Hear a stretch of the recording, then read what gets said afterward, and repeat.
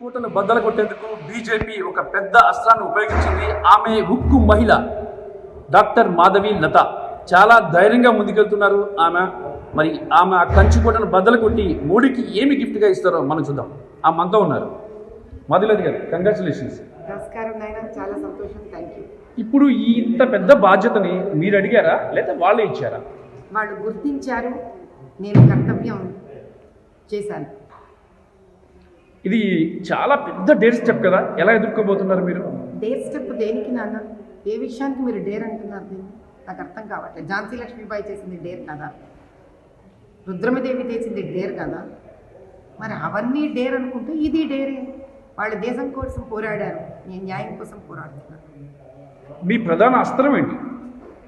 న్యాయం, నిజం, మోసాన్ని తొలగించడం, ప్రజలకు పెట్టిన ఒక మతం అనే పొర మబ్బుని తొలగించడం, అక్కడ జరుగుతున్న అన్యాయాలకు, సమాజానికి విరుద్ధంగా జరుగుతున్న, న్యాయానికి విరుద్ధంగా జరుగుతున్న వీటిల్ని వెలికి తీసుకొని రావడం, అక్కడ ఉన్న ప్రజలకు ధర్మబద్ధంగా, న్యాయబద్ధంగా, యాజ్ పర్ కాన్స్టిట్యూషన్ వాళ్ళకు ఒక జీవితంలో ఒక చక్కటి అవకాశాలను ఇప్పించడం, అది కూడా దేశంలోని ఒక భాగమే అని తెలియచెప్పడం, అక్కడ వాళ్ళకు కూడా ప్రగతి, అభివృద్ధి రుచి చూపించడం, ఇది నా ధ్యేయం. ఇక మీ ప్రచార అస్త్రాలు ఏం కాబోతున్నాయి? ఎందుకంటే ఎంఐఎం అక్కడ పాతుకుపోయింది, బాగా ఎవరిని రానివ్వట్లేదు. అయినప్పటికీ కూడా బీజేపీ చాలా డేర్ చేసి అక్కడికి అంటే ఆఫ్టర్ ద ఇండిపెండెన్స్ అనుకోండి, ఇంత పెద్ద స్టెప్ తీసుకొని బీజేపీ చాలా వ్యూహంతో ముందుకెళ్తుంది తెలంగాణ విషయంలో. ఈ హైదరాబాద్లో మిమ్మల్ని నిలబెట్టడమే చాలా పెద్ద వ్యూహం. ఏంటి రహస్యం? మీ అందరికీ ఏదో అంత పెద్ద వ్యూహంగా అనిపిస్తోంది, కానీ నాకు మాత్రం నిస్వార్థంగా పాత బస్తీలో ఉన్న ప్రతి ఒక్కళ్ళ కోసం అధిష్టానం కూడా తప్పిస్తోంది అనిపిస్తోంది. మనం చూసే ఒక అద్దం బట్టి ఉంటుందన్న మన ఆలోచన. వాళ్ళు చాలా నిస్వార్థంగా ఆలోచించారు అనిపిస్తుంది. ఎందుకంటే కొన్ని ఏళ్లగా కష్టపడుతున్న నన్ను గుర్తించడం అంత సులువు కాదు. అంత నిర్మలంగా, అంత స్వచ్ఛంగా వాళ్ళు గుర్తించడం, వాళ్ళ ఆశయాన్ని నేను నెరవేర్చాలి అన్న ఒక కంకణధారుణాన్ని ముందుకు వెళ్తున్నారు. ఇక మీరు హిందూ ధర్మంతో ముందుకెళ్తున్నారు. హిందూ ధర్మం అనేది ప్రధానంగా మీ ఆయుధం కావచ్చు, కానీ అక్కడ పాత బస్తీలో ముస్లిమ్స్ కూడా ఉన్నారు. ముస్లింలు ఏమని ఓటు అడుగుతారు? It is about right to neighborhood parity అన్నది. This is going to be my statement. Right to neighborhood parity అంటే మీరు ఏ స్థానంలో అయితే పుట్టి పెరిగి పెద్దవాళ్ళు అవుతారో ఆ స్థానంలో అందరికీ ఉన్నటువంటి అభివృద్ధి మీకు ఉండాలి అనేది ఆ వ్యక్తులు కోరుకోవాలి, మనము కోరుకోవాలి. మీకు పాత బస్తీ వరకు వచ్చేసరికి చూస్తే విద్య లేదు, వైద్యం లేదు, ఉద్యోగాలు లేవు, చక్కటి కాలేజెస్ లేవు, హాస్పిటళ్ళు లేవు, ప్రైమరీ క్లినిక్స్ ఎలాగూ లేవు. దాంతోపాటు మీకు రోడ్లు భయంకరంగా ఉన్నాయి. తద్వారా మీరు చూస్తే కనుక చెత్త, చెదారం, డ్రైనేజు, మంచినీళ్ళు దొరకవు సరిగ్గా ఎవరికి. అక్కడ పహాడీ షరీఫ్ లాంటివి అయితే కొండలు దిగితే కాళ్ళు వాపులు వచ్చేస్తాయి స్త్రీలకు. ఫ్లైఓవర్స్ లేవు. ఇంక ఎంటర్టైన్మెంట్ అయితే చాలా దూరం నాయన అది. ఇంకా అదే మీరు ఆ ఓల్డ్ సిటీ 7 కాన్స్టిట్యుయెన్సీల పరిధులను కనుక దాటి వెళ్ళడం కనుక చూస్తే మీరు విశేషం ఏమిట్రానంటే విచిత్రమైన డెవలప్మెంట్ మీకు అక్కడ కనిపిస్తుంది. Hyderabad today is a hub of development. అటువంటి హైదరాబాద్ నడుబొడ్డులో ఉన్న పాత బస్తీ లాంటి ఒక కాన్స్టిట్యుయెన్సీ నిజంగానే హైదరాబాద్ నడుబొడ్డులో ఉన్న పాత బస్తీ లాంటి ఒక కాన్స్టిట్యుయెన్సీ నిజంగానే పాత బస్తీగానే మిగిలిపోయింది. 10 ఏళ్ళు అధికారంలో ఉన్న బీజేపీ, మీరు అన్నారు ఇప్పుడు, అంటే మీరు చెప్పిన దాని ప్రకారం చూసుకుంటే అభివృద్ధితో ముస్లింలు ఓటును అడుగుతూ ఉంటారు. అయితే 10 ఏళ్ళ అధికారంలో ఉన్న బీజేపీ పాత బస్తీ కోసం ఏం చేసింది? 10 ఏళ్ళు అధికారంలో ఉన్న బీజేపీ మీకు యూనియన్ లిస్ట్, స్టేట్ లిస్ట్ అని 2 ఉంటాయి కదా. ఆ యూనియన్ లిస్ట్లో ఉన్నవన్నీ బీజేపీ చేసింది. వైద్య రంగంలో వాళ్ళు ఎప్పుడైతే కొన్ని స్కీమ్స్ని అనౌన్స్ చేశారో మనందరికీ తెలుసు. పూర్వం ఇక్కడ ఉన్న టీఆర్ఎస్ గవర్నమెంట్ వాళ్ళు దాంట్లో వాళ్ళు మర్జ్ చేసేసుకున్నారు. కానీ ఆ మర్జ్ చేసినప్పుడు ఏ రోజు కూడా వాళ్ళు, ఎందుకంటే విరించి సంస్థలో నుంచి వచ్చిన దాన్ని కాబట్టి నాకు తెలుసు, మేము చాలా తపన పడ్డాము. ఆయుష్మాన్ భారత్ అప్పుడు విడిగా ఆయుష్మాన్ భారత్ మమ్మల్ని పెట్టనివ్వలేదు. కాబట్టి నాకు I'm more yes a citizen, నాకు తెలుసు ఏం జరుగుతోంది అక్కడ. మీకు రాష్ట్రంలోనూ బీజేపీ లేదు. మీ ఎంపీ ఎవరైతే ఎంపీ ఉన్నారో అక్కడ ఎప్పటి వరకు అది బీజేపీ పార్టీ కాదు. వాళ్ళు అసలు రానివ్వలేదు నాయన అక్కడికి. They didn't let come. Swavlamban భారత్లో మీకు ముద్రా లోన్స్ అవి ఇవి ఎన్ని ఉన్నాయో వాళ్ళు రానివ్వలేదు అసలు లోపలికి. మీరు చెప్పండి, అసద్ గారి ఆధ్వర్యంలో ప్రధానమంత్రి గారు ఇచ్చిన ఇన్ని ఆయోజనాలలో మీరు ఆయన వెబ్సైట్కి వెళ్ళి నేను ఇది చేశాను, ప్రధానమంత్రి గారికి తీసుకొని నా ప్రజలకి ఇది ఇచ్చాను అన్నది బయట తీయండి చూద్దాం మీరు అసలు. అంటే దాని అర్థం ఏంటి? మీరు ఎలా ప్రవర్తిస్తున్నారు? మీరు ఒక ఎంపీ స్థానానికి వచ్చినప్పుడు ప్రధానమంత్రి గారు దేశ సంరక్షణలో ఇచ్చిన ఆయోజనల్ని మీరు దాన్ని ముందుకు తీసుకెళ్ళి ప్రజలకు అందించే దాయిత్వం మీకు ఉందా లేదా? ఆయన ఇచ్చగలుగుతారు. ఇక అసదుద్దీన్ ఓవైసీ గారి గురించి వద్దాం. మరి ఆయన ప్రధానమంత్రి నరేంద్ర మోడీకి చాలా క్లోజ్ మిత్రులని బాగా ప్రచారం ఉంది. ఉందా లేదా? ఆయన ఇచ్చగలుగుతారు.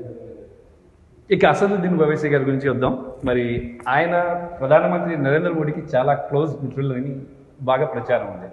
ఈ నేపథ్యంలో ఆ నియోజకవర్గంలో పోటీ చేయబోతున్న మీరు చాలా చాలా దూకుడుగా ముందుకెళ్తారా, లేదంటే ఓటు అడగడానికి ముందుకెళ్తారా, గెలవడం కోసం ముందుకెళ్తారా, ఏ రకంగా ముందుకెళ్తారు?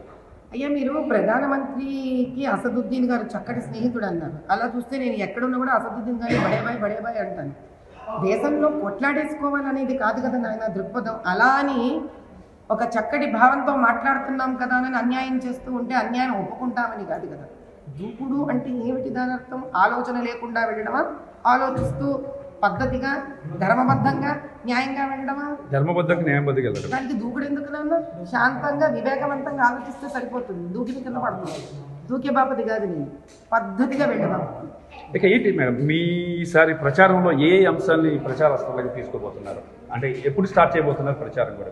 మీరు ఈ రోజు ఇంకా స్టార్ట్ చేయాలి అనుకుంటున్నారు. కొన్ని ఏళ్లగా మీరు ప్రచారం అనండి, నేను ధర్మం అనండి, న్యాయంగా ఉండండి, నేను వెళ్ళిపోతూనే ఉన్నాను.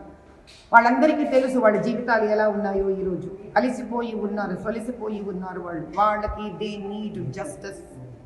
They also want to enjoy everything that every citizen of this country is enjoying. నిలబడే వాళ్ళు కావాలి అంతే. ఆ నిలబడడానికి నేను వచ్చాను. నాకు అవకాశం అధిష్టానం ఇచ్చింది. నేను నిలబడతాను వాళ్ళ కోసము. నిలబడి ఈసారి గెలిచి వాళ్ళకి న్యాయాన్ని చేకూరుస్తాను. మోడీ గారికి గిఫ్ట్గా ఇవ్వబోతున్నారా హైదరాబాద్? నాకు ఇద్దరు మహాపురుషులు ఉన్నారు నాయన. ఒకటి మోదీ గారు, ఒక మా రామచంద్రుడు రామ్లల్లా. ఇద్దరికి గిఫ్ట్ నాకు. ఇక మరొక అంశం ఏంటంటే మీరు ఆల్రెడీ ఆ నియోజకవర్గాల్లో 600 కిలోమీటర్ల పైగా పాదయాత్ర చేశారు. ఏంటి అసలు పాదయాత్ర ఎందుకు చేశారు? అంటే మీరు ముందుగా నుంచే 6 నెలల ముందు నుంచి దీని గురించి ఎక్స్పెక్ట్ చేస్తున్నారా ఇక్కడి నుంచి పోటీ చేయాలని? 6 నెలలు ఎందుకు వచ్చింది నాయన? మీకు చెప్తూనే ఉన్నారు. 365 రోజుల నుంచి ప్రతిరోజు నిరవధికంగా రోజుకు 12-13 గంటలు చేస్తూనే ఉన్నాను పని. నేను పాదయాత్ర 2-3 పద్ధతుల్లో చేశాను. మెడికల్ క్యాంప్స్ అని, దాని తర్వాత బస్తీకి తిరగడం, ఏంటి జీవన విధానం ఏంటి తెలుసుకోవడానికి. ఇది కాక భారత భాగ్య సమృద్ధి యజ్ఞం అనే పేరు మీద భారతదేశానికి, భాగ్యనగరానికి సమృద్ధి కలగజేయాలని 45 రోజుల మహాయజ్ఞం చేయడం జరిగింది పాదబస్తీలో, సీతారాంబాగ్లో.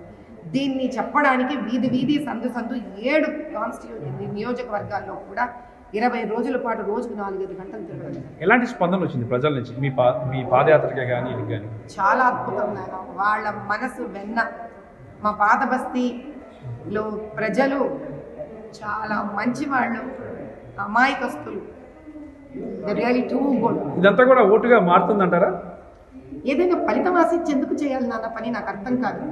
ఓటుగా మార్చే బాధ్యత వాళ్ళది. రాజకీయాలంటేనే ఫలితం కోసం ఆశించే పాలిటిక్స్లోకి వస్తారు ఎక్కువ మంది. మరి దీన్ని ఫలితం ఆశించకుండా ఎలా అంటారు? నాయనా, ఫలితము ఆశించడం అనేది వ్యక్తి ఒక ఆలోచన విధి విధానంలో ఉంటుంది తప్ప ఫలితం ఆశించి ఏది చెయ్యని అవసరం లేదు. కర్తవ్యం, బాధ్యతలు మాత్రమే నేను చేసుకుంటూ వెళ్ళాను. ఫలితం నా ప్రజలే తిరిగి నాకు ఇస్తారు. అది కుండ బద్దలు కొట్టినట్టు ఇస్తారు ఇచ్చే రోజుకి చూస్తూ. ఫైనల్ గా ఒక క్వశ్చన్ అడుగుతాం మిమ్మల్ని. ఏంటంటే రాజా సింగ్ ఆయన ఏ వ్యాఖ్యలు చేశారో మీకు చెప్పండి, మీకు ఆల్రెడీ తెలిసే ఉంటుంది. ఆ వ్యాఖ్యల మీద మీరేమంటారు? ఏమి అనను ఆయన, ఏమి అనను. మా తమ్ముడు ఏదో మాట్లాడాడు, పోతే పోనీ ఏమొచ్చింది, ఆయనకి ఏంటంత problem? Better things in life, it's okay. It's okay, let it go. No, brother అని ఆయన కూడా ప్రచారానికి పిలుస్తారా మీరు? నేను పిలవడం ఏముంది నాయన, మేమందరం కలిసే చేస్తాం. మేమందరం ఒకే కుటుంబానికి సంబంధించిన, మా కుటుంబం పేరే భారతీయ జనతా పార్టీ. తెలంగాణలో ఎన్ని సీట్లు రాబోతున్నాయి బీజేపీకి? ఎన్ని సీట్లు మీరు మోడీ గారికి గిఫ్ట్ చేస్తారు? ఎందుకంటే 400 సీట్లు టార్గెట్ గా పెట్టుకున్న మోడీ ఎన్ని సీట్లు వారు ఇవ్వబోతున్నారు? 400 సీట్లు గెలుస్తారు. అందులో నా సీటు బాధ్యత నేను వారికి ఇస్తాను. ఇక ఇది పరిస్థితి.